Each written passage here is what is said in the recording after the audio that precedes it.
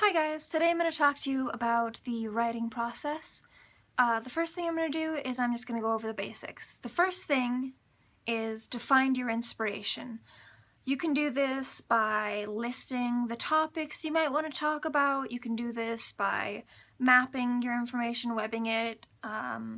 If you're writing an essay for school, you might want to use a graphic organizer or something similar. My dog is freaking out. I have to go take care of it. Now, some hacks. A good way to find your inspiration, some kind of non-traditional techniques that I like to use sometime. This is going to sound kind of creepy, but I like to go into a public place and just sit down with like a notebook or something, it can be a park, a McDonald's, library, whatever, and just kind of people watch and people listen. At a park, it's going to be easier to people watch because you can see what they're doing and kind of come up with stories and ideas and just think of stuff based off of that. Whereas if you're at a restaurant or something, your key is going to be listening. And now if you don't want to come off as so weird, you can, if you have a writer friend, you guys can both go together and be weird, and if you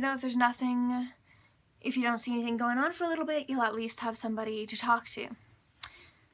And especially if you're at a restaurant, that'd be a little weird if you were sitting there alone.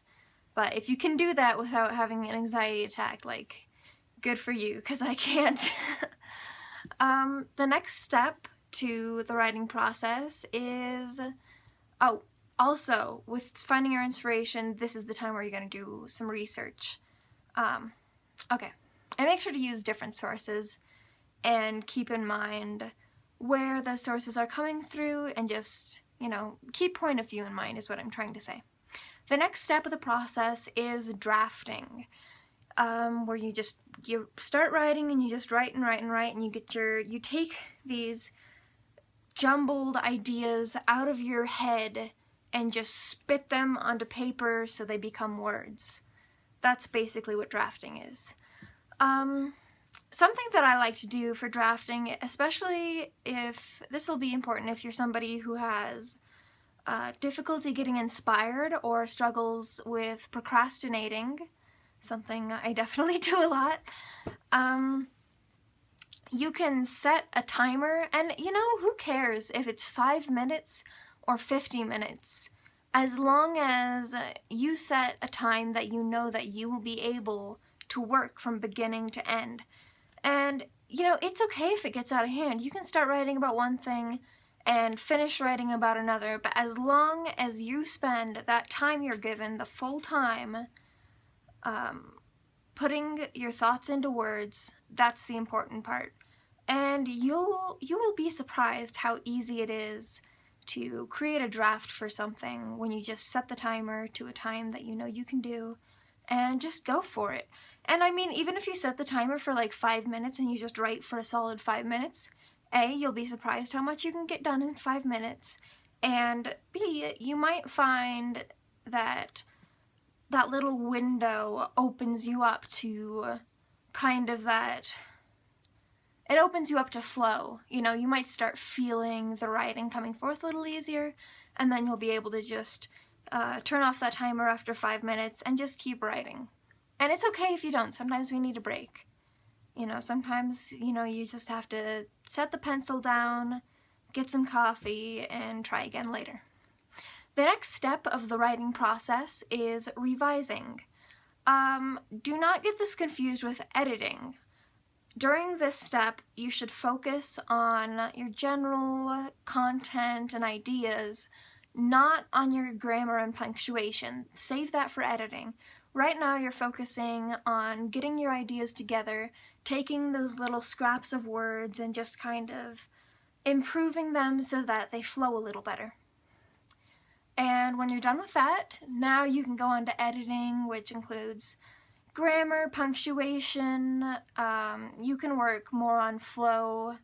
A good way to make sure that it runs smoothly is to read your writing aloud, so that as it's coming out of your mouth, you'll get a better sense of what you're saying and how it's going to be read by other people. And you can even record yourself while you're reading your piece and then go over it again and see what parts you stopped on. What parts you had pauses or what parts just didn't sound right. I don't know if any of you guys have this problem, but sometimes if something accidentally either rhymes or has alliteration or assonance, I will start accidentally rhyming the rest of it or emphasizing, like, you know, you accidentally put 2 S words in a row and next thing you know you're sounding like a snake. Sounding like a slippery, slithery snake. So that's an example of when you need to adjust your flow. And I mean, if it's poetry, then that's probably a good thing, but just little, everybody has mistakes unique to them, and this is the step of the process where you're going to need to go over those things and keep an eye out for things that particularly attack you personally. And I know we all have them. Finally, the final step is publishing. So if it's like an essay for your English class, for an example, you might want to put this into MLA format. You could even have somebody else look over it and see if they think that that's a good format, or if they think, you know, maybe this is a paragraph when it should be an essay, or vice versa. And also, if this is a school project, you can compare it to scoring guides. If it's more personal to you, then just make sure that you're comfortable with the ideas that you're putting out there, and remind yourself that as long as you're doing something that you enjoy, it doesn't matter how it might be perceived by other people. Okay, so those are my steps of the writing process. I hope you enjoyed this video.